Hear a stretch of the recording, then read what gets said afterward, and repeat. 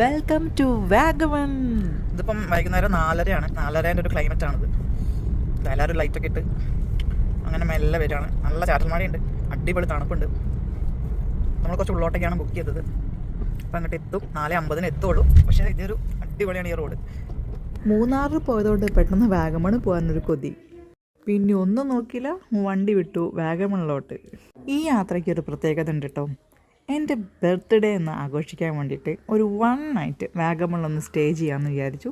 വീട്ടിൽ നിന്ന് ഇറങ്ങി അവിടെ എത്തി. ഒറിയോൺ ഫാം റിസോർട്ടിലാണ് കേട്ടോ ഇത്തവണ ഞങ്ങൾ വാഗമണിൽ റൂം ബുക്ക് ചെയ്തത്. അങ്ങനെ വൈകുന്നേരം 5 മണിക്ക് ഞങ്ങളിതാ റിസോർട്ടിലെത്തി. ഗേറ്റ് തുറന്ന് സെക്യൂരിറ്റി പേരും അഡ്രസ്സൊക്കെ എഴുതി അങ്ങനെ ഞങ്ങൾ റൂമിലോട്ട് വിടുകയാണ്. റിസപ്ഷൻ്റെ ഏരിയയിലോട്ട് പോണ വഴിയൊക്കെ നോക്കിയേ. ആഹാ, ഇത്ര വലിയ റിസോർട്ടാണെന്ന് ഞാൻ ബുക്ക് ചെയ്യുമ്പോൾ ഒരിക്കലും കരുതിയില്ല. ഇതെല്ലാം കണ്ട് കവർ ചെയ്ത് വരുമ്പോഴത്തേക്ക് നാളെ രാവിലെ ആവും. കാണുന്ന പോലെയൊന്നും അല്ല കേട്ടോ, ഞാൻ വീഡിയോയിൽ കുറച്ച് കേട്ടിട്ടുള്ളൂ. ഒരുപാടുണ്ട്. ഗേറ്റ് കടന്നു കഴിഞ്ഞ് റിസപ്ഷനിലോട്ട് എത്താൻ തന്നെ ഇത്രയും ഏരിയ കവർ ചെയ്യണം കേട്ടോ. തേയിലത്തോട്ടവും നല്ലൊരു അടിപൊളി വലിയൊരു റിസോർട്ട്, ഒരുപാട് ഇതുപോലുള്ള കൊച്ചു കൊച്ചു വീടുകളും.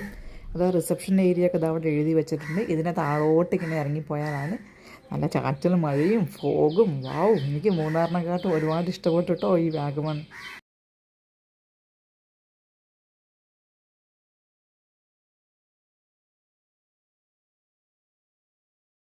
ഇങ്ങനെ നമ്മൾ ഗോസ്റ്റ് ഹൗസിൽ എത്തിയിരിക്കുകയാണ്.